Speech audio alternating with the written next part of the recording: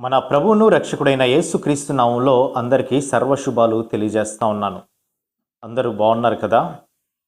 దేవుడు మన జీవితాలలో చాలిన దేవుడిగా, ప్రభువుగా ఉండి అన్ని వేళలా మనల్ని కాచి కాపాడేటువంటి దేవుడు. ఈరోజు అతి ప్రాముఖ్యమైన విషయాన్ని మనం నేర్చుకోబోతా ఉన్నాం. దేవుడు మానవులతో మాట్లాడతాడా? చాలామందికి ఉన్నటువంటి సందేహం, అసలు దేవుడు మానవులతో మాట్లాడతాడా అని. తర్వాత రెండో అంశము, దేవుడు మనతో మాట్లాడాలంటే ఏం చేయాలి? ఈ రెండు విషయాల్ని మనము ఆలోచించబోతా ఉన్నాం. ఒకసారి మనము ఆలోచించినట్లయితే దేవుడు మానవులతో మాట్లాడతాడు అనడానికి ఉదాహరణలు బైబిల్లో ఎన్నో అంశాలని మనం చూడగలుగుతా ఉన్నాం. ఆది కాండములో దేవుడు సృష్టించినటువంటి ఆదాము దగ్గర నుండి ప్రకటన గ్రంథం రాసినటువంటి యోహాను వరకు కూడా దేవుడు అనేక సందర్భాలలో అనేక విధాలుగా మాట్లాడినట్లుగా మనం చూస్తాం. పాత నిబంధన గ్రంథమంతా కూడా దేవుడు ప్రవక్తల ద్వారా మానవులతో మాట్లాడితే, క్రొత్త నిబంధనలో తానే భూమి మీదకి వచ్చి ఈ లోకములో ఉండాల్సినటువంటి అనేకమైనటువంటి విషయాలను, మానవులకు అవసరమైనటువంటి విషయాలను, సంశయాలను తీర్చివేసి ఆయన ఒక రక్షణని అనుగ్రహించినట్లుగా మనం చూస్తాం కదా. ఎంత ఆశ్చర్యకరమైనటువంటి విషయం! అంత మాత్రమే కాదు, తరువాత పరిశుద్ధాత్మ దేవుణ్ణి భూమి మీదకి పంపించి పరిశుద్ధాత్మ దేవుని ద్వారా అన్ని క్రియలని చక్కబెట్టినటువంటి దేవుడు మన దేవుడు. కాబట్టి మనము సందేహించకూడనటువంటి విషయం ఏంటంటే, దేవుడు ఖచ్చితంగా మానవులతో మాట్లాడతాడు అనేటువంటిది మనము విశ్వసించాల్సినటువంటి అంశం. అయితే దేవుడు మనతో మాట్లాడతాడా? ఇప్పుడు 2022 సంవత్సరాల క్రితం అయిపోయింది. యేసుక్రీస్తు ప్రభువారు భూమి మీదకి వచ్చి వెళ్ళిపోయి ఇప్పటికీ కూడా దేవుడు మానవులతో మాట్లాడతాడా? ఈ అంశాలని ఈరోజు మనము చూడబోతా ఉన్నాం. దేవుడు జీవము కలిగినటువంటి దేవుడు, సర్వాధికారి అయినటువంటి దేవుడు. ప్రతి మానవుణ్ణి ఒక ఉద్దేశం ప్రకారం సృష్టించి మానవుడితోటి ఆయన ఎల్లవేళలా మాట్లాడడానికి సిద్ధంగా ఉన్నటువంటి దేవుడు అని మనం గ్రహించాల్సినటువంటి అవసరత ఉంది. మరి మనము పాత నిబంధన గ్రంథములోని సమూయేలు యొక్క జీవితాన్ని మనం చూస్తే, సమూయేలుతో ఒక ప్రత్యేకమైనటువంటి రీతిలో దేవుడు మాట్లాడాడు. ఆనాడు మాట్లాడిన దేవుడు ఈనాడు కూడా మనతో మాట్లాడతాడు. అదేవిధంగా ఆయన అన్ని కాలంలో ఎల్లవేళలా మారని దేవుడు కాబట్టి ఆయన మనతో మాట్లాడడానికి ఇష్టపడతా ఉన్నాడు అనేటువంటి విషయాన్ని మనం గ్రహించాల్సినటువంటి అవసరత ఉంది. ఆ విషయాన్ని యేసుక్రీస్తు ప్రభువారే ఎంతో స్పష్టంగా మనకి వాగ్దానం చేశాడు కదా. మరి నేను మీ యొక్క హృదయం దగ్గర నిలవబడి ఉన్నాను అనేటువంటి విన తెలియజేశాడు. అవును, ఎందరైతే యేసుక్రీస్తు ప్రభువారిని స్వకీయ రక్షకునిగా అంగీకరించి వారి జీవితాలలో ప్రభువుకు స్థానము ఇవ్వగలిగితే ఖచ్చితంగా ఆయన మనలో నివసించడానికి ఇష్టపడతా ఉన్నాడు. ఆయన నివసించడం మాత్రమే కాదు కానీ ఆయన మనతో మాట్లాడడానికి కూడా ఇష్టపడుతున్నట్లుగా మనం చూస్తాం. ఈరోజు బైబిల్లోని మొదటి సమూయేలు గ్రంథము 3వ అధ్యాయము 1 నుండి 10 వచనాలను మనం ఒకసారి చూద్దాం. ఈ 10 వచనాలలో దేవుడు సమూయేలు అనేటువంటి చిన్న బాలుడితో ఏ విధంగా మాట్లాడాడో మనము చూడబోతా ఉన్నాం.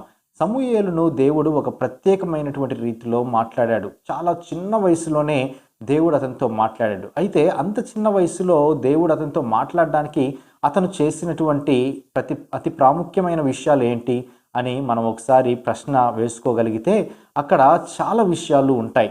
సమూయేలు గ్రంథం అనేటువంటిది ఆయన పేరు మీదే లిఖించి 2 గ్రంథాలు బైబిల్లో ఆయనకి స్థానం ఇవ్వబడింది. అంటే సమూయేలు అనేటువంటి ఆయన బైబిల్లో చాలా ప్రాముఖ్యమైనటువంటి వ్యక్తి. మరి ఎంతోమందిని దీవించి ఆశీర్వదించినటువంటి వ్యక్తి, దేవునితో ముఖాముఖిగా మాట్లాడినటువంటి వ్యక్తి, అదేవిధంగా ప్రవక్తగా పేరు పొందినటువంటి వ్యక్తి. ఆయన వాగ్దానము చేత మరి జన్మించినటువంటి వ్యక్తిగా కూడా బైబిల్ తెలియజేస్తూ ఉంది. ఈ కథ అంతా మనకి తెలిసినటువంటి విషయం. ఎల్కానా అనేటువంటి ఒక ఆయనకి 2 భార్యలు ఉంటారు. వారిద్దరిలో ఒకరు హన్నా, రెండో వాళ్ళు పెనిన్నా. పెనిన్నాకి పిల్లలు ఉంటారు కానీ హన్నాకి పిల్లలు ఉండరు. ఇదంతా 1వ అధ్యాయంలో మనం చూస్తాం. అయితే హన్నా దేవుని దగ్గర మొరపెట్టుకొని చాలా ఎంతో వేదనతోటి దేవుని దగ్గర బాధపడడం వలన ఆ దేవుడు ఆమె మొరని ఆలకించినప్పుడు ఆమెని దీవించి ఆశీర్వదించి ఒక కుమారుణ్ణి ఇస్తాడు. అయితే ఆ తల్లి తీసుకున్నటువంటి తీర్మానం ఏంటంటే, నీవు కానీ నాకు కుమారుణ్ణిస్తే ఆ కుమారుణ్ణి నేను ఖచ్చితంగా నీకు సమర్పించుకుంటాను అని ఆవిడ ప్రతిజ్ఞ చేస్తుంది. ఆ ప్రతిజ్ఞ చేయడం ద్వారా వెంటనే దేవుడు ఆ తల్లి యొక్క గర్భాన్ని జ్ఞాపకం చేసుకొని ఒక కుమారుడు జన్మిస్తాడు. అతని పేరే సమూయేలు. ఏదైతే దేవుడికి వాగ్దానం చేసిందో ఆ వాగ్దానాన్ని నిలవబెట్టుకోవడానికి ఆవిడ ఏలి దగ్గర యెహోవాకు పరిచర్య చేయడానికి అక్కడ విడిచిపెట్టినట్లుగా మనం చూస్తాం. మరి విడిచిపెట్టినటువంటి ఆ తల్లి మరి చిన్న వయసులోనే దేవుని యొక్క సన్నిధానం యొక్క గొప్పతనం ఎరిగినటువంటి ఆ తల్లి ఆ దేవునికి సమర్పించినట్లుగా మనం చూస్తాం. ఇదంతా మనం చూసిన తర్వాత అక్కడ ఉన్నటువంటి ఆ బాలుడైనటువంటి సమూయేలు ప్రతిరోజు కూడా ఏలి దగ్గర ఉంటా ఉన్నాడు. దేవుని యొక్క మందసం దగ్గర ఆయన కూర్చొని దేవుని పాదాల దగ్గర ఆయన ప్రతిదినము కూడా కనిపెట్టుకొని ఉండేటువంటి వ్యక్తి. ఎప్పుడైతే ఆయన దేవుని దగ్గర కనిపెట్టుకొని జీవిస్తా ఉన్నాడో దేవుడు అతనితో మాట్లాడడం మనం చూస్తాం. 3వ అధ్యాయము 1వ వచనంలో మనం చూసినట్లయితే దేవుని యొక్క మాట ఆ కాలములో చాలా అరుదుగా వినబడుతున్నట్లుగా మనకి తెలుస్తూ ఉంది. దేవుని యొక్క స్వరాన్ని ధిక్కరించి దేవుడు చెప్తున్నటువంటి విషయాల్ని ధిక్కరించేటువంటి జీవితం కలిగినటువంటి జీవితము ఆ కాలములో ఉన్నటువంటి ప్రజలు చేస్తున్నటువంటి పని. కానీ ఎప్పుడైతే సమూయేలు దేవుని సన్నిధానంలోనికి వచ్చాడో దేవుడు సమూయేలుతో మాట్లాడడానికి ఇష్టపడ్డాడు. అయితే ఈరోజు మొట్టమొదటి కారణం ఎందుకు దేవుడు సమూయేలుతో మాట్లాడడానికి ఇష్టపడ్డాడు మనం ఒకసారి చూసినట్లయితే మొట్టమొదటి కారణము సమూయేలు దేవుడి సన్నిధానములో ఉన్నట్లుగా మనం చూస్తాం. అవును, సమూయేలు దేవుని సన్నిధానములో జీవించి దేవుని యొక్క మందసం దగ్గర జీవించి అన్ని విషయాల్లో నిష్కపటము కలిగినటువంటి వ్యక్తిగా చిన్న వయసులోనే దేవునికి సమర్పించుకొని దేవుని ఎదుట ప్రత్యక్షపరచుకొని తన తల్లిదండ్రులను విడిచిపెట్టినప్పటికీ కూడా విసుగు చెందనీయకుండా దేవుని మందసములో ఎదురు చూసినటువంటి వ్యక్తిగా మనం చూస్తాం. దేవుని యొక్క సన్నిధి ఎంతో అమూల్యమైనటువంటిది, ఎంతో శ్రేష్టమైనటువంటిది, ఎంతో ఉన్నతమైనటువంటిది. కానీ ఈరోజు ఎంతమంది దేవుని సన్నిధానం దగ్గరికి వెళ్తూ ఉన్నారు, ఎంతమంది దేవునితో మాట్లాడడానికి ఇష్టపడతా ఉన్నారు? అయితే ఈరోజు మనం నేర్చుకోవాల్సినటువంటి మొట్టమొదటి పాఠం ఏంటో తెలుసా? ఎప్పుడైతే మనము వ్యక్తిగతంగా మన జీవితాలలో దేవుని సన్నిధి దగ్గర కనిపెట్టుకొని జీవించగలుగుతామో ఆ దినాన దేవుడు మనతో మాట్లాడడానికి ఇష్టపడతాడు అని మనం గ్రహించాల్సినటువంటి అవసరత ఉంది. బైబిల్లో దేవుని సన్నిధి దగ్గర కూర్చొని ఎంతోమంది దేవుడు చెప్పేటువంటి విషయాల్ని విన్నటువంటి వ్యక్తుల్ని మనం ఎంతోమంది చూస్తాం. అబ్రహాము జీవితాన్ని మనం చూసినట్లయినా, లేకపోతే మోషే జీవితాన్ని మనం చూసినా, దానియేలు యొక్క జీవితాన్ని చూసినా కూడా వీరందరూ కూడా దేవుని యొక్క సన్నిధానం ఎదుట ఎంతో గోజారి దేవుని యొక్క సన్నిధానం దగ్గర కనిపెట్టుకొని ఉన్నటువంటి వ్యక్తులుగా మనము చూస్తూ ఉన్నాం. నిజమే కదా? ఈరోజు చాలామంది దేవుని సన్నిధానానికి దూరంగా ఉంటూ, దేవుడు చెప్పేటువంటి మాటలకి దూరంగా ఉంటూ, పాప సంబంధమైనటువంటి లోక సంబంధమైనటువంటి కార్యాలతోటి విచ్చలవిడిగా జీవిస్తూ ఉన్నారు. కానీ ఎప్పుడైతే పరిశుద్ధంగా మన జీవితాలను దేవునికి సమర్పించుకొని దేవుని సన్నిధానంలో నిలవగలిగి దేవుని సన్నిధానం కనిపెట్టుకొని ఉండేటువంటి హృదయం కానీ నీకు నాకు ఉండగలిగితే దేవుడు మాట్లాడడానికి ఇష్టపడతాడు అని మనం గ్రహించాల్సినటువంటి అవసరం ఉంది. ఆ దినాన సమూయేలుతో మాట్లాడినటువంటి దేవుడు ఈ దినాన నీతో కూడా నాతో కూడా మాట్లాడడానికి ఆయన ఎల్లవేళలా సిద్ధంగా ఉన్నాడు అని మనం గ్రహించాల్సినటువంటి అవసరత ఉంది. ఇక రెండవది విధేయత కలిగి ఉండాలి. దేవుడు మనతో మాట్లాడడానికి రెండవదిగా మనం చేయాల్సినటువంటి పని ఏంటంటే మనము విధేయత కలిగి జీవించాల్సినటువంటి ఆవశ్యకత ఎంతైనా ఉంది. అక్కడ ఏలి పండుకొని నిద్రపోతా ఉన్నాడు, దీపమేమో వెలుగుతూ ఉంది. ఆ సమయంలో దేవుడు ప్రత్యక్షమై సమూయేలు సమూయేలు అని పిలుస్తూ ఉన్నాడు. ఎప్పుడైతే దేవుడి యొక్క స్వరము సమూయేలు విన్నాడో అది ఎవరి స్వరమో అర్థం కాక ఏలీ దగ్గరికి వెళ్ళి అడుగుతా ఉన్నాడు, ఏలీ గారు మీరు నన్ను ఏమన్నా పిలిచారా అని ఆయన చెప్తా ఉన్నాడు. ఆ మాట పలుకుతా ఉన్నప్పుడు 3 సార్లు ఏలీని అడిగాడు, కానీ 3 సార్లు ఏలీ చెప్పాడు నేను పిలవలేదు, నువ్వు వెళ్ళి పండుకో అని చెప్పాడు. కానీ చివరిసారిగా ఏలీ దగ్గరికి వచ్చి మీరు నన్ను పిలిచారా అని అడిగినప్పుడు ఏలీ చెప్పినటువంటి సమాధానం చాలా ఆశ్చర్యంగా ఉంటుంది. ఒకవేళ ఎవరైనా నిన్ను పిలిస్తే నువ్వు చెప్పాల్సినటువంటి సమాధానం ఏంటో తెలుసా? యెహోవా నీ దాసుడు ఆలకించుచున్నాడు, ఆజ్ఞ ఇమ్మని చెప్పు అని చెప్పాడు సమూయేలుతో. ఎప్పుడైతే ఈ మాట విన్నాడో వెంటనే వెళ్ళి ఏలీ పండుకున్నాడు. మరలా దేవుడు పిలిచాడు. ఇదే మాటని అక్కడ చెప్పినట్లుగా మనం చూస్తూ ఉన్నాం. ఇక్కడ మనం నేర్చుకోవాల్సినటువంటి రెండో పాఠం విధేయత కలిగి ఉండాలి. పెద్దలంటే గౌరవం కలిగి ఉండాలి. సమూయేలు జీవితం ద్వారా అది మనం నేర్చుకోవచ్చు. ఏలీ పెద్దవాడు అయినప్పటికీ కూడా సమూయేలు ఏలీ దగ్గరికి వెళ్ళి ఏలీ గారు చిత్తము నీవు నన్ను పిలిచితివి, నేను వచ్చి తిని అని చెప్పాడు సమూయేలు. నిజమే కదా? అనేటువంటి ఆయన చాలా పెద్ద వ్యక్తి అయినప్పటికీ కూడా పెద్దల యందు ఆయన మర్యాదపూర్వకంగా నడుచుకున్నట్లుగా మనం చూస్తాం. అంత మాత్రమే కాదు, ఆయన ఒక యాజకుడై ఉన్నాడు కాబట్టి ఆ యాజకుడికి అతను ఇచ్చేటువంటి రెస్పెక్ట్ని మనం ఒకసారి చూస్తే పెద్దల ఎడల విపరీతమైనటువంటి గౌరవ భావము కలిగినటువంటి వ్యక్తిగా మనము ఇక్కడ సమూయేలుని చూడబోతా ఉన్నాం. అందుకే పెద్దల ఎడల విధేయత కలిగి ఉండాలి. అదేవిధంగా దేవుడు ఎవరితోటి ఏ విధంగా ఎప్పుడు ఎలా మాట్లాడతాడో మనకి తెలియదు. మరి ఏలి పెద్దవాడైపోయాడులే ఎంతో నాకేం పని అని సమూయేలు ఏ దినం కూడా అనుకోలేదు. కానీ ఆయన చక్కగా దేవుడు చెబుతున్నప్పుడు, దేవుడు మాట్లాడడానికి ఇష్టపడతా ఉన్నప్పుడు ఏలి అనేటువంటి ఆయన ఇతన్ని ఎంతో చక్కగా నడిపించినట్లుగా మనం చూస్తాం. ఈరోజు చాలామంది పెద్దవారిని తృణీకరిస్తూ ఉంటారు. దేవుని యొక్క యాజకుల్ని తృణీకరిస్తూ ఉంటారు. కారణం ఏంటి అంటే, నేను వారికి ఎందుకు గౌరవం ఇవ్వాలి? నేను వారితోటి ఎందుకు కలిసి జీవించాలి? అని ఎన్నో తప్పుల్ని వెతికి ఇష్టానుసారంగా మాట్లాడేటువంటి వ్యక్తులు ఉంటారు. కానీ మనం అలా మాట్లాడకూడదు అని లేఖనాలు సెలవిస్తూ ఉన్నాయి. ఇక్కడ సమూయేలు ఏ విధంగా వెళ్ళి తనకున్నటువంటి డౌట్‌ని ఏలి ముందు పెట్టాడో, ఆ డౌట్‌ని ఎంతో చక్కగా క్లియర్ చేసుకున్నాడు. క్లియర్ చేసుకోవడం మాత్రమే కాదు గానీ, ఏలి చెప్పిన విధంగా దాసుడు ఆలకించుచున్నాడు, ఆజ్ఞ ఇవ్వండి అని దేవుణ్ణి కోరినట్లుగా మనం చూస్తాం. మన జీవితాలలో చాలాసార్లు మరి యాజకులను, పెద్దవారిని తృణీకరిస్తూ ఉంటాం. కానీ అలా తృణీకరించకూడదు అని బైబిల్ సెలవిస్తూ ఉంది. ఇదే ఒక గొప్ప ఉదాహరణగా కూడా మనకి కనబడతా ఉంది. మన జీవితాలలో ఎప్పుడైనా అలా తృణీకరించిన అనుభవాలు ఉన్నాయేమో. ఒకవేళ దేవుడు ఏదో ఒక వ్యక్తి ద్వారా మాట్లాడుతూ ఉన్నప్పుడు ఆ వ్యక్తిని మనము జీవితంలో దూరం చేసుకొని ఎన్నోసార్లు నష్టపోయి ఉన్నామేమో. ఒకసారి ఆలోచించుకుంటే ఎంత బాగుంటుంది కదా. మరి దేవుని సన్నిధానములో, దేవుని సహవాసములో ఈరోజు సంఘంగా పిలువబడుతున్నటువంటి మనము సహవాసంలో కలిసి సంతోషించి ఆనందించండి అని దేవుడు చెబుతున్నటువంటి మాటలు మనం వింటున్నటువంటి మనము సహవాసానికి దూరమైపోయి దేవుని బిడ్డలతోటి కలిసి జీవించాల్సినటువంటి మనము మరి దేవుని యొక్క సన్నిధానముకు దూరమైపోవడం వలన ఎంత నష్టము కొని తెచ్చుకుంటా ఉన్నాం. అందుకనే మీరు సహవాసం యందు ఎడతెగక ఉండండి అని బైబిల్ సెలవిస్తూ ఉంది. ఎప్పుడైతే సహవాసం బాగుంటుందో మన జీవితాల్లో ప్రార్థన కూడా బాగుంటుంది. ఎప్పుడైతే ప్రార్థన జీవితం బాగుంటుందో వ్యక్తిగతంగా పరిశుద్ధమైనటువంటి జీవితం బాగుంటుంది. ఎప్పుడైతే పరిశుద్ధమైన జీవితం బాగుంటుందో దేవుడు మనతో మాట్లాడడానికి ఇష్టపడుతున్నాడు అని మనం గ్రహించగలం. కాబట్టి ఇవన్నీ మనం ఎప్పుడైతే చేయగలమో దేవుడు మనతో ఖచ్చితంగా మాట్లాడగలడు అని లేఖనాలు ఎంతో స్పష్టంగా తెలియజేస్తూ ఉన్నాయి. ఇందులోనే ఈ విధేయత అనేటువంటి అంశంలోనే ఇంకొక విషయాన్ని మనం చూస్తే అతను దేవుని యందు విధేయత కలిగి ఉన్నట్లుగా చూస్తాం. ఆ రాత్రి ఆ సమూయేలు అసలు నిద్రపోకుండా ఎదురు చూస్తూ ఉన్నాడు. దేవుడు నాతో మాట్లాడతాడు కదా, చిత్తం ప్రభువా నీ దాసుడు ఆలకించుచున్నాడు అని నీవు ఆజ్ఞ ఇవ్వవా అని కోరుతా ఉన్నాడు. నిజంగా అలా కనిపెట్టేటువంటి అనుభవం ఉండాలి.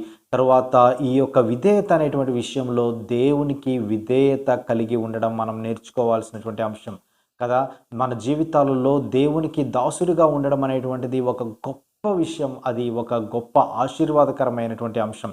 కానీ మనం అనేక సార్లు దేవునికి దాసులుగా ఉండకుండా లోక సంబంధమైనటువంటి వ్యక్తులకి, లోక సంబంధమైనటువంటి వ్యసనాలకి, లోక సంబంధమైనటువంటి క్రియలకి, కార్యాలకి దాసులుగా ఉంటా ఉన్నాం. ఈరోజు చాలామంది నష్టం కొని తెచ్చుకోవడానికి గల కారణం ఏంటి అంటే, వాళ్ళు దేనికైతే దాసులుగా ఉండాలో దానికి దాసులుగా ఉండకుండా, దేనికైతే దాసులుగా ఉండకూడదో వాటికి దాసులుగా ఉండడం ద్వారా ఈరోజు చాలామంది నష్టాన్ని కొని తెచ్చుకుంటా ఉన్నారు. దేవుడు తనకి దాసులుగా ఉండాలని భూమి మీద ఉన్నటువంటి ప్రతి ఒక్కరిని ఏర్పరచుకున్నాడు. కానీ ఇక్కడ అనేక మంది కూడా చేస్తున్నటువంటి పని ఏంటంటే, శరీరాశలకి, నేత్రాశలకి, జీవోపడంబానికి దాసులైపోయి వారి జీవితాలలో వారే నష్టాన్ని, బాధని, దుఃఖాన్ని కొని తెచ్చుకున్నట్లుగా మనం చూస్తూ ఉన్నాం.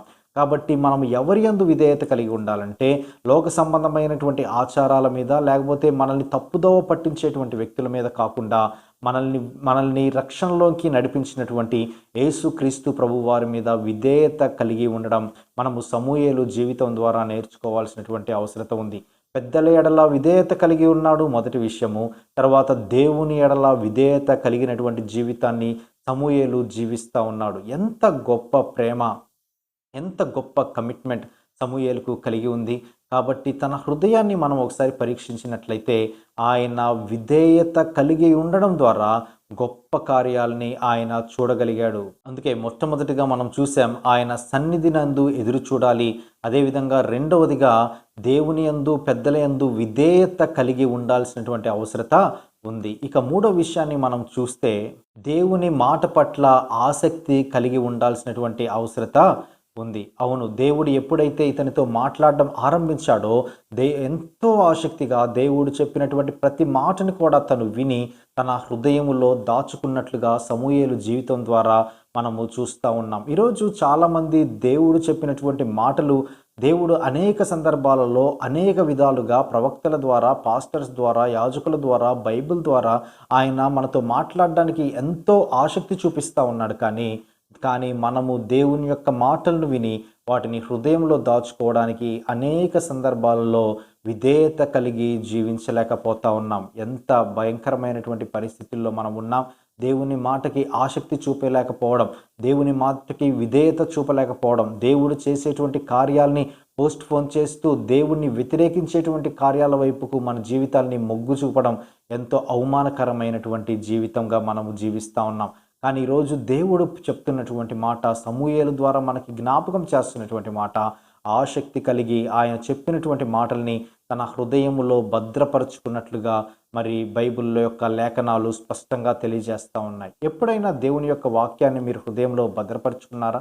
ఎప్పుడైనా దేవుడు నీతో మాట్లాడినటువంటి మాటలు మీ నోట్స్లో రాసుకున్నారా? ఈ విషయాల్ని మనం పరీక్షించుకోవాలి. దేవుడు చెప్పేటువంటి మాటలు, దేవుడు చెప్పేటువంటి విషయాల్ని ఎప్పుడైతే మన హృదయంలో, మన మనస్సుల్లో మనం ఉంచుకుంటామో అప్పుడు దేవుడు మనల్ని అధికమైనటువంటి మేలులతో నింపి మనల్ని దీవించి ఆశీర్వదించి ఆయన మనతో స్పష్టంగా మన ద్వారా చేయాల్సినటువంటి కార్యాలను ఆయన చేయించడానికి సిద్ధంగా ఉన్నాడు అని మనము గ్రహించాల్సినటువంటి అవసరత ఉంది. కాబట్టి మొట్టమొదటిగా ఆయన సన్నిధి యందు ఎదురు చూడాలి. అదేవిధంగా రెండవదిగా పెద్దల యందు, దేవుని యందు విధేయత కలిగి ఉండాలి. ఇక మూడవదిగా దేవుని యందు ఆసక్తి కలిగి ఉండాలి. ఆయన ఎంత ఆసక్తి కలిగి ఉన్నాడంటే మరుసటి రోజు ఏలీ వచ్చి అడిగాడు, ఏం మాట్లాడాడు దేవుడు అని సమూయేలుని అడిగితే ఏలీకి అన్ని విషయాలు ఎంతో స్పష్టంగా చెప్పాడు. ఏలీ నష్టం గురించి, ఏలీ కుటుంబానికి జరగబోయేటువంటి భయంకరమైనటువంటి ఉగ్రత గురించి దేవుడు చెప్పినా కూడా సమూయేలు భయపడకుండా జరగబోయేటువంటి విషయాలను ఎంతో స్పష్టంగా ఓపెన్గా ఏలీ గారికి తెలియజేసి ఆయన్ని మరణానికి సిద్ధపాటు చేసినటువంటి వ్యక్తిగా ఇక్కడ మనము సమూయేలు జీవితంలో మనము చూడబోతా ఉన్నాం. నిజమే కదా, అనేక సందర్భాలలో దేవుడి యొక్క స్వరాన్ని మనం వింటున్నప్పటికీ కూడా దేవుడు మన జీవితాల్లో కొన్నిసార్లు సరిచేసుకోమని చెప్పినటువంటి విషయాల్ని మనం విన్నప్పటికీ కూడా సరిచేసుకోకుండా దేవునికి వ్యతిరేకంగా జీవించేటువంటి వ్యక్తులు చాలామంది ఉన్నారు. కానీ అలా ఉండకూడదు అనేటువంటిది దేవుని యొక్క ఆశ. ఆయన చెప్పినటువంటి మాటల్ని మన హృదయంలో చేర్చుకొని వాటి యందు విశ్వాసం కలిగి జీవించాలి. అదేవిధంగా వాటి యందు నమ్మకం కలిగి జీవించాలి. అదేవిధంగా ఆయన ఏదైనా ఒక సమాచారం ఇచ్చి విషయాన్ని మీరు తెలియజేయండి అని చెప్పినప్పుడు తెలియజేయడానికి కూడా సిద్ధంగా ఉండాలి. ఇటువంటి వారి హృదయమునే దేవుడు ఎంతగానో ప్రేమిస్తాడు అని లేఖన భాగాలు స్పష్టంగా తెలియజేస్తూ ఉన్నాయి. ఏ విషయాలలో మనము ఈ 3 విషయాలు చేస్తూ ఉన్నామా ఒకసారి ఆలోచిద్దాం. విధేయత చూపించేటువంటి విషయంలో ఎలా ఉంది మన జీవితం? ఆయన సన్నిధిలో ఎదురు చూసేటువంటి విషయంలో ఎలా ఉంది మన జీవితం?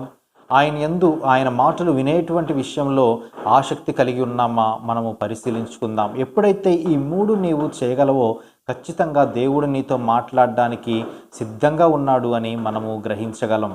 ఇక రెండవదిగా దేవుడు ఎలా మాట్లాడతాడో కూడా మనం చూడబోతా ఉన్నాం.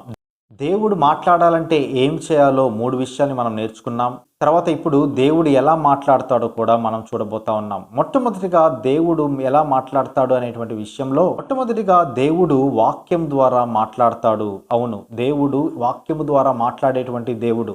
మానవుడికి ఏదైతే అవసరమై ఉన్నదో ఆ అవసరమైనటువంటి అంశాలన్నింటినీ కూడా దేవుడు వాక్యం ద్వారా మానవునికి అందించేశాడు. ఏదైతే దేవుడు మానవుడికి చెప్పాలనుకుంటున్నాడో, ఏదైతే దేవుడు తన హృదయంలో ఉన్నటువంటి భారాన్ని, వేదనని, ప్రేమని ఆయన తెలియజేయాలనుకున్నాడో ఆ తెలియజేయాల్సినటువంటి విషయాలన్నీ కూడా దేవుడు బైబిల్లో సంపూర్ణం చేసి మనకి అందించినట్లుగా మనం చూస్తాం. అందుకే ప్రతి మనిషి కూడా యేసుక్రీస్తు ప్రభువారిని అంగీకరించినటువంటి ప్రతి వ్యక్తి కూడా ఖచ్చితంగా వాక్యం మీద ఆధారపడాల్సినటువంటి అవసరత ఉంది. ఎప్పుడైతే దేవుని యొక్క వాక్యం మీద మనము ఆధారపడగలుగుతామో మన జీవితాలలో మార్పు వస్తుంది, మన ప్రవర్తనలో మార్పు వస్తుంది. దేవుని యొక్క స్వరాన్ని వినేటువంటి వ్యక్తులముగా మనం ఈ లోకంలో జీవిస్తాము. కాబట్టి వాక్యం ద్వారా మన దేవుడు మనతో మాట్లాడుతూ ఉన్నప్పుడు మన జీవితాలు సరిచేయబడతాయి. మన జీవితాలు అనేక సందర్భాల్లో యోగ్యమైనటువంటి వ్యక్తులముగా ఈ లోకములో మన యాత్రని మనము ముగించవచ్చు. కాబట్టి ఒకసారి మనం ఆలోచిద్దాం. భగత్ సింగ్ గారి యొక్క జీవితాన్ని మనం ఒకసారి ఆలోచిస్తే, భగత్ సింగ్ గారు బైబిల్‌లో ఉన్నటువంటి లేఖనాలన్నిటినీ ఆయన ఎంతో స్పష్టంగా చదివాడు. అంత మాత్రమే కాదు, ప్రతిరోజు దేవుడితోటి మాట్లాడడం ద్వారా, దేవుడు ఏ విషయాల ద్వారా దేవుడు నాతో మాట్లాడుతూ ఉన్నాడు, ఏ విషయాల ద్వారా నేను నా జీవితాన్ని సరిచేసుకోవాలి అని ప్రభు పాదాల దగ్గర కూర్చొని దేవుని ఎదుట కనిపెట్టేటువంటి అనుభవము భగత్ సింగ్ గారికి ఉంది. నిజంగా భగత్ సింగ్ గారు చెప్పేటువంటి మాట, ఈ 66 అధ్యాయాల్లో ఉన్నటువంటి ప్రతి వచనం కూడా దేవుడు నాతో మాట్లాడతాడు అని ఆయన ఎంతో స్పష్టంగా తెలియజేశాడు. ఒకసారి ఒక విశ్వాసి వచ్చి అడిగాడంట, ఏమండి భగత్ సింగ్ గారు, నిజంగా మీరు దేవుడు మాట్లాడతాడా? బైబిల్ అనేటువంటిది నిజమేనా అండి? మరి బైబిల్లో యోనా గ్రంథములో ఒక యోనా అనేటువంటి ఆయన చేప కడుపులో ఉన్నాడని మేము చూసాము. అసలు చేప కడుపులో ఒక వ్యక్తి ఉండడము వాస్తవమేనా? ఇది నమ్మశక్యంగా లేదని చెప్తే భగత్ సింగ్ గారు ఇచ్చినటువంటి సమాధానం విని ఆశ్చర్యపోయాడు అక్కడ ఉన్నటువంటి విశ్వాసి. ఈ చేప కడుపులో ఉన్నటువంటిది యోనా అని కాకుండా, యోనా కడుపులో ఆ చేప ఉంది అని ఒకవేళ బైబిల్లో వ్రాయబడి ఉన్నా కూడా నేను దాన్ని నమ్ముతాను, నమ్మి తీరుతాను అని భగత్ సింగ్ గారు అక్కడ ప్రశ్నించినటువంటి వ్యక్తికి చెప్పాడు. నిజంగా ఎంత నమ్మకంగా ఆయన జీవించగలిగాడు తన జీవితంలో, ఎంత కమిట్మెంట్తో ఆయన ఈ లోకంలో బతకగలిగాడు. ఈ విషయాల్ని మనం ఆలోచిస్తూ ఉన్నప్పుడు ఆయన దేవుని యొక్క స్వరాన్ని ప్రతిరోజు వినేటువంటి వాడు, అదేవిధంగా దేవునితోటి ప్రతిరోజు మాట్లాడడానికి ఇష్టపడుతున్నటువంటి వ్యక్తిగా భగత్ సింగ్ గారిని మనం ఉదాహరణగా చూడబోతా ఉన్నాం. కాబట్టి వాక్యం ద్వారా మాట్లాడేటువంటి దేవుణ్ణి మనం ఖచ్చితంగా మన జీవితంలోకి ఆహ్వానించేటువంటి విధంగా ఉండాలి అంటే మనం నేర్చుకోవాల్సినటువంటి మొట్టమొదటి అంశము వాక్యాన్ని చదవాలి. వాక్యాన్ని చదవాలి. అవును, చాలామంది వారి జీవితాల్లో వాక్యాన్ని చదవకుండా, దేవుని యొక్క మాటల్ని అంగీకరించకుండా, దేవుడు చెప్పేటువంటి కార్యాలని, క్రియల్ని పట్టించుకోకుండా ఇష్టానుసారంగా తిరిగి ఎవరెవరో దుర్బోధలు, దురద చెరువులు కలిగినటువంటి వ్యక్తులు బోధిస్తూ ఉంటే వాటి మీద ఆధారపడి అవే సత్యమేమో అనుకొని వాటి వైపుకు వెళ్ళేటువంటి వ్యక్తులుగా ఉన్నారు. కానీ మన ఆదిమ సంఘస్థులు బెరయా సంఘాన్ని మనం ఒకసారి ఆలోచించినట్లయితే వాళ్ళు అనేక విషయాలలో అక్కడ ఉన్నటువంటి బోధలు కరెక్ట్గా ఉన్నాయా లేవా అని సరిచూసుకునేటువంటి వ్యక్తులుగా ఉన్నట్లుగా బైబుల్ తెలియజేస్తూ ఉంది. కాబట్టి ఎవరు పడితే వాళ్ళ బోధకుల వెంబడి ఆ ఇష్టానుసారంగా మన జీవితాలని అతలాకుతలం చేసేటువంటి బోధకుల వెంబడి పరిగెత్తి జీవితాలని నాశనం చేసుకోకుండా, దేవుడు చెప్పేటువంటి మాటలు వాక్యానుసారంగా ఉన్నాయో లేదో మీరు వ్యక్తిగతంగా పరిశీలించుకోవాల్సినటువంటి అవసరత ఉంది. అంత మాత్రమే కాదు, కానీ మనము కూడా ప్రతిదినము వాక్యం దగ్గరికి వచ్చి వాక్యం కానీ చదవగలిగితే, ఎప్పుడైతే మౌన ధ్యాన సమయం ద్వారా ప్రతిరోజు దేవుని ఎదుట మనము నిలవబడగలిగి, దేవా నీవు నాతో మాట్లాడవా అని క్రీస్తుని కానీ మనము అంగీకరించినటువంటి స్వరముతో మాట్లాడగలిగితే ఖచ్చితంగా దేవుడు వాక్యం ద్వారా మాట్లాడడానికి ఇష్టపడతా ఉన్నాడు. ఈరోజు బైబిల్ చదవకుండా ఉన్నావేమో, ఇన్ని దినాలు బైబిల్ని నెగ్లెక్ట్ చేసినటువంటి వ్యక్తిగా ఉన్నావేమో, కేవలం ఆదివారపు క్రైస్తవుడిగా ఉండి అనేక సందర్భాలలో చర్చికి వెళ్ళినటువంటి అనుభవాల్లోకి ఉన్నావేమో, దేవుని సన్నిధానంలోకి వచ్చి మరి దేవుని యొక్క పాదాల దగ్గర కూర్చోనటువంటి వ్యక్తిగా ఉన్నావేమో. అయితే ఈరోజు దేవుడు నీతో మాట్లాడాలని నువ్వు ఆశపడతా ఉన్నావా? ఈరోజు దేవుడు నీ జీవితంలో గొప్ప కార్యం చేయాలని నువ్వు ఆశపడతా ఉన్నావా? అయితే నీవు చేయాల్సినటువంటి ఒకే ఒక గొప్పనేంటో తెలుసా? నీ చేతిలో ఉన్నటువంటి బైబిల్ని నీవు తెరిచి చదవాల్సినటువంటి అవసరత ఉంది. అది నీ జీవితాన్ని మారుస్తుంది, నీ బతుకును మారుస్తుంది, నీ తలంపులను, నీ ఆలోచనలను, నీ క్రియలను, నీ కార్యములను మారుస్తుంది. ఎవరైతే నిన్ను అవమానించారో ఆ అవమానించినటువంటి వ్యక్తుల మధ్య నిన్ను ఘనపరిచేటువంటి వ్యక్తిగా వాక్యం తయారు చేస్తుంది అని మనం ఎప్పటికీ మర్చిపోకూడదు. కాబట్టి ఈ వాక్యం వింటున్నటువంటి ప్రియ సహోదరి సహోదరులారా, మీరు వ్యక్తిగతంగా మీ జీవితాల్లో వాక్యాన్ని ధ్యానిస్తూ ఉన్నారా? ఒకసారి మనము జ్ఞాపకం చేసుకోవాల్సినటువంటి అవసరత ఉంది. వాక్యం ద్వారానే ప్రపంచంలో ఉన్నటువంటి అనేక మంది మిషనరీస్ సువార్తని ప్రకటించినటువంటి వ్యక్తులుగా మనం చూస్తూ ఉన్నాం. వాక్యాన్ని నిర్లక్ష్యం చేసేటువంటి జీవితం మన జీవితంలో ఉండగలిగితే అది ఎంతో దౌర్భాగ్యమైనటువంటి విషయము. దేవుడు కూడా మన జీవితంలో ఆయన చెయ్యి విడిచిపెట్టేటువంటి వానిగా ఉన్నాడని లేఖనాలు తెలియజేస్తూ ఉన్నాయి. నేను రక్షింపబడ్డాను, నాకేమి అని మనం అనుకోవచ్చేమో. రక్షింపబడిన తర్వాత ఎదుర్కొనేటువంటి సమస్యలు, శోధనలు, బాధలు, కష్టాలు, కన్నీళ్లు ఏ విధంగా ఎదుర్కోవాలో ప్రతిదినము మనం దేవుని యొక్క పాదాల దగ్గర కూర్చొని నేర్చుకోవాలి. అంత మాత్రమే కాదు, ఆయన చెప్పినటువంటి విషయాలను నేర్చుకొని వాటిని మన జీవితాల్లో అవలంబించాల్సినటువంటి అవసరత ఉంది. కాబట్టి ఇవన్నీ మనం చేయాలి అంటే మనం ఏం చేయాలి? మొట్టమొదటిగా వాక్యం చదవడం నేర్చుకోవాలి. వాక్యం నువ్వు చదవడం నేర్చుకోగలిగితే వాక్యం ద్వారా ఆయన మాట్లాడడానికి సిద్ధంగా ఉన్నాడు.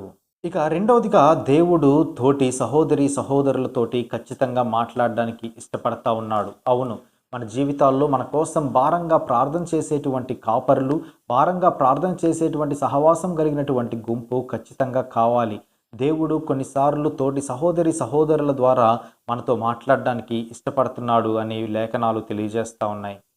బైబిల్‌లో ఈ విషయాన్ని ఎంతో స్పష్టంగా మనం చూడగలం. యాజకుల ద్వారా, ప్రవక్తల ద్వారా దేవుడు ఎంతో స్పష్టంగా దేవుడు వారితోటి మాట్లాడిచ్చాడు. అంత మాత్రమే కాదు, గాడిద ద్వారా గూడా దేవుడు కొన్ని విషయాల్ని మాట్లాడిచ్చాడు అంటే, దేవుడు మాట్లాడాలి అంటే ఎవరినైనా వాడుకోవడానికి సిద్ధంగా ఉన్నాడు అని మనం గ్రహించాల్సినటువంటి అవసరత ఉంది. కాబట్టి దేవుడు మాట్లాడేటువంటి వ్యక్తులుగా సహోదరి, సహోదరులు, మన శ్రేయోభిలాషులు, మన క్షేమము కోరి చెప్పేటువంటి మాటల్ని మనము తృణీకరిస్తా ఉన్నామా? అటువంటి వారి జీవితాలకి మనము దూరంగా పారిపోతా ఉన్నామా? ఒకసారి మనం పరిశీలించుకోవాల్సినటువంటి అవసరత ఉంది. కొన్నిసార్లు మనం చేసేటువంటి తప్పులు ఇతరుల ద్వారా దేవుడు ఎత్తి చూపడానికి ఇష్టపడితే, ఆ తప్పుల్ని కొన్నిసార్లు సరిచేసుకోవడానికి నీవు నేను ఇష్టపడేటువంటి వ్యక్తులుగా ఉండాలి. సరిచేసుకోవడం మాత్రమే కాదు గానీ, దేవుని దగ్గరికి వెళ్ళి క్షమాపణ కోరేటువంటి విధంగా ఉండాలి. ఎప్పుడైతే క్షమాపణ కోరుతావో దేవుడిచ్చేటువంటి ఆత్మ శాంతి, సంతోషం, సమాధానం ఇంకా ఈ లోకంలో నీకు ఎక్కడ, ఎప్పుడు, ఎవరి ద్వారా కూడా దొరకదు. కాబట్టి ఈ దినాన తోటి సహోదరి సహోదరులను నిన్ను సరిచేయాలని ఆసక్తి కలిగినటువంటి వారిని నీవు ఒకవేళ విస్మరించేటువంటి వ్యక్తిగా ఉన్నావేమో ఒక్కసారి ఆలోచించవచ్చు కదా. మరి మన జీవితాలు ఏ విధంగా ఉన్నాయి? మన తలంపులు ఏ విధంగా ఉన్నాయి? మన ఆలోచనలు, మన క్రియలు, కార్యాలు ఏ విధంగా ఉన్నాయి? మరి ఒకవేళ అటు వాటిని సరిచేసుకోమని తోటి సహోదరి సహోదరులు నీకు ఒకవేళ హెచ్చరిస్తూ ఉంటే, నీ జీవితంలో వాటినే అవలంబిస్తూ ఇంకా అవమాన జీవితాన్ని జీవిస్తూ ఉన్నావా? మరి ఒక్కసారి ఈ విషయాల్ని ఆలోచించుకున్నప్పుడు దేవుడు అటువంటి వ్యక్తుల ద్వారా కూడా మాట్లాడతాడు అని మనం గ్రహించాల్సినటువంటి అవసరత ఉంది. ఇంకా మూడవదిగా దేవుడు ఏర్పరచుకున్నటువంటి కొంచెమంది యాజకుల ద్వారా ఈ లోకంలో మనతో మాట్లాడేటువంటి అవకాశం ఉంది. నిజంగా దేవుని సేవని నమ్మకంగా చేస్తూ ప్రతిదినము కూడా మన కోసం ప్రయాసపడేటువంటి సేవకులు ఉన్నప్పుడు, ఆ సేవకుల ద్వారా కూడా దేవుడు మనతో మాట్లాడడానికి ఇష్టపడతా ఉన్నాడు. వాక్యం ద్వారా దేవుడు మనతో మాట్లాడతాడు. సహోదరి సహోదరుల ద్వారా దేవుడు మనతో మాట్లాడతాడు. అదేవిధంగా మూడవదిగా దేవుడు ఎంచుకున్నటువంటి యాజకుల ద్వారా కూడా దేవుడు మాట్లాడడానికి ఇష్టపడతా ఉన్నాడు. చాలాసార్లు కూడా మనము పాస్టర్లని చాలా చిన్న చూపు చూస్తూ ఉంటాం. యాజకుల్ని చాలా చిన్న చూపు చూస్తూ ఉంటాం. కానీ దేవుని యొక్క వర్తమానాన్ని మోసుకొని వచ్చేటువంటి వారి యొక్క పాదములు సుందరములైనవి అని బైబిల్ సెలవిస్తూ ఉంది. మరి సుందరమైనటువంటి అటువంటి గొప్ప వ్యక్తుల మాటల్ని ఒకవేళ తృణీకరిస్తూ ఉన్నావేమో, ఒకవేళ అది వాక్యానుసారమై దేవుడు మనతో మాట్లాడడానికి ఇష్టపడినప్పటికీ కూడా మరి మనము అనేక సందర్భాలలో వాటికి వ్యతిరేకమైన కార్యాలు చేస్తూ ఉన్నామేమో ఒకసారి మనం పరిశీలించుకుందామా? దేవుడి మాటలు మన దగ్గరికి వస్తూ ఉన్నప్పుడు పాస్టర్ గారు కొన్ని విషయాలు మనల్ని హెచ్చరించి సరిచేసుకోమని బుద్ధి తెచ్చుకోమని మనల్ని ఆయన మాట్లాడుతూ ఉన్నప్పుడు మన జీవితాలు మనము ఏ విధంగా ప్రతిస్పందిస్తూ ఉన్నాం, ఈ విషయాల్ని బట్టి మనము ఖచ్చితంగా ఆలోచించి ఒక నిర్ణయం తీసుకోవాల్సినటువంటి అవసరత ఉంది. దేవుడు వాక్యం ద్వారా మాట్లాడతాడు, సహోదరి సహోదరుల ద్వారా మాట్లాడతాడు. అదేవిధంగా యాజకుల ద్వారా, పాస్టర్స్ ద్వారా కూడా ఆయన మాట్లాడడానికి ఇష్టపడతా ఉన్నాడు అని మనం గ్రహించాలి. దేవుడు మనతో ఎలా మాట్లాడతాడో మనం చూసాం. అదేవిధంగా దేవుడు మనతో మాట్లాడాలంటే మనమేం చేయాలో కూడా చూసాం. అయితే చివరిగా ఒక చిన్న విషయాన్ని చెప్పి ఈ యొక్క వర్తమానాన్ని నేను ముగిస్తాను. మనము ఆలకించే వైఖరి కలిగి ఉండాలి. అవును ప్రియులారా, అనేక సందర్భాలలో మన జీవితాల్లో దేవుడు మనతో మాట్లాడతాడు. మనము దేవుడితో ప్రార్థన పూర్వకంగా మాట్లాడతాం. కానీ ఆలకించేటువంటి విషయంలో మనం అనేక సార్లు తొట్టిల్లుతా ఉన్నాం. సమూయేలు చేసినటువంటిది అదే. ఆయన ఆలకించడానికి ఇష్టపడతా ఉన్నాడు. దేవుడి కోసము దేవుడు నాతో మాట్లాడబోతున్నాడని ఒక శుభవార్త ఆయనకి తెలిసినప్పుడు వెంటనే మేలుకొని దేవుడితో మాట్లాడి ఆయన ఎన్నో గొప్ప విషయాల్ని అక్కడ ఉన్నటువంటి ఇజ్రాయేలీల ప్రజలకు అద్భుత కార్యములను, దేవుడి ప్రేమను రుచి చూపించి దేవుని కార్యాలు ఎంత గొప్పగా ఉంటాయో వాళ్ళందరికీ అందించినటువంటి వ్యక్తి సమూయేలు. ఇంతగా ఆయన అవ్వడానికి గల కారణం దేవుని యొక్క మాటలను ఆలకించడానికి ఆయన ఇష్టపడ్డాడు. ఈరోజు దేవుని మాటల్ని నువ్వు ఆలకిస్తూ ఉన్నావా? దేవుడు నీతో చేయాలనుకుంటున్నటువంటి కార్యాలను, దేవుడు నీతోటి జరిగించాలని ఆశపడుతున్నటువంటి కార్యక్రమాలను నీవు పోస్ట్ పోన్ చేసుకుంటా ఉన్నావా? లేకపోతే నీవు దేవుడితోటి ఇష్టానుసారంగా కలిసి ఆయన చెప్పినటువంటి మాటల్ని ఆలకించడానికి సిద్ధంగా ఉన్నావా? ఈ 3 విషయాల్ని మనం మన జీవితంలో జ్ఞాపకం చేసుకుందాం. దేవుడు మాట్లాడడానికి ఇష్టపడతా ఉన్నాడు. ఆయన మాట్లాడడానికి ఏమేం చేయాలో మనం చూసాము. అదేవిధంగా ఆలకించేటువంటి హృదయం మనకి కలిగి ఉండాలనేటువంటి విషయాన్ని కూడా మనం చూసాం. కాబట్టి వ్యక్తిగతంగా మన జీవితాల్లో అన్ని పరిస్థితుల్లో, అన్ని సమయాల్లో మనము దేవుని యొక్క మనసు కలిగినటువంటి వారముగా ఉంటూ, ఆయన చెప్పిన విషయాల్ని మన జీవితంలో అవలంబించి వాటిని ఆచరణలో చేయగలిగితే, ఈ భూమి మీద నివసించినంత కాలము దేవుని చిత్తాన్ని జరిగించినటువంటి ఒక గొప్ప వ్యక్తులముగా మనము పరలోక రాజ్యంలో దేవుడిచ్చేటువంటి శ్రేష్టమైన బహుమతులను పొందుకోవడానికి ఆయన మనల్ని సిద్ధపాటు చేసి ఉన్నాడని మనం గ్రహించాల్సినటువంటి అవసరత ఉంది. కాబట్టి ఈ విషయాల్ని ఆలోచిస్తూ ఉండగా ఒకసారి మనం ప్రభువు వైపుకు చూద్దాం. దేవా, నా జీవితంలో ఇన్ని రోజులు నేను నీతోటి మాట్లాడడానికి ఇష్టపడి కూడా మాట్లాడలేకపోయాను.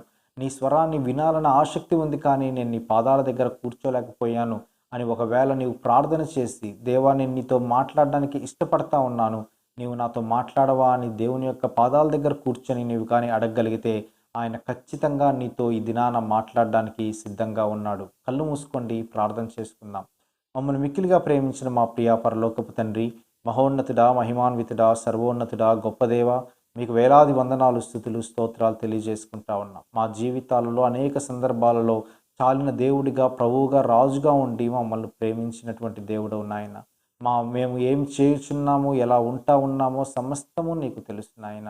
అయ్యా, నీవు మాట్లాడేటువంటి దేవుడవు నాయన. అయితే నీవు ఎలా మాట్లాడతావో ఈరోజు మేము చూడగలిగాం నాయన. అయితే నీవు మాట్లాడాలంటే మేము ఏ విధంగా ఉండాలో కూడా మీరు మాకు తెలియజేశారు. అందుని బట్టి మీకు స్తుతులు, స్తోత్రాలు, వందనాలు తెలియజేసుకుంటా ఉన్నాం. ప్రవ్వా, మరి మేము కూడా ప్రవ్వా, మరి మీరు చెప్పేటువంటి విషయాలను ఆలకించేటువంటి వ్యక్తులముగా ఉండడానికి, నీ మాటలకి చెవియొగ్గేటువంటి వ్యక్తులముగా ఉండడానికి మీరు మాకు సహాయం చేయమని, నీ యందు నమ్మకము కలిగి మీ మీద ఆనుకొని జీవించే అనుభవాలను మీరు మాకు అనుగ్రహించమని, మీరు మాట్లాడినప్పుడు మేము ఖచ్చితంగా రెస్పాండ్ అయ్యేటువంటి వ్యక్తులముగా సిద్ధపాటు కలిగి ఉండడానికి సహాయం చేయమని ప్రార్థిస్తూ, అయా ఈ ప్రార్థనలో ఎవరైతే ఏకీభవించి టీవీ ద్వారా ఈ యొక్క వర్తమానాలని వింటా ఉన్నారో వారిని దీవించి ఆశీర్వదించి దేవ, వారితో మీరు మాట్లాడి వారి జీవితంలో కావలసినటువంటి ఆత్మీయ మేలులను, సంతోషములను, సమాధానములు ఎల్లవేళలా వారికి నింపుమని ప్రార్థిస్తూ, మీరే మహిమ, ఘనత, ప్రభావాలు పొందుకొనుమని మీకే ఈ యొక్క ప్రార్థనని సమర్పించుకుంటూ త్వరలో తిరిగి రానైనటువంటి యేసు నామమున ప్రార్థిస్తున్నాం మా తండ్రి. ఆమేన్. అందరికీ ప్రభు పక్షాన మరి ఒకసారి వందనాలు తెలియజేసుకుంటాను. Thank you very much.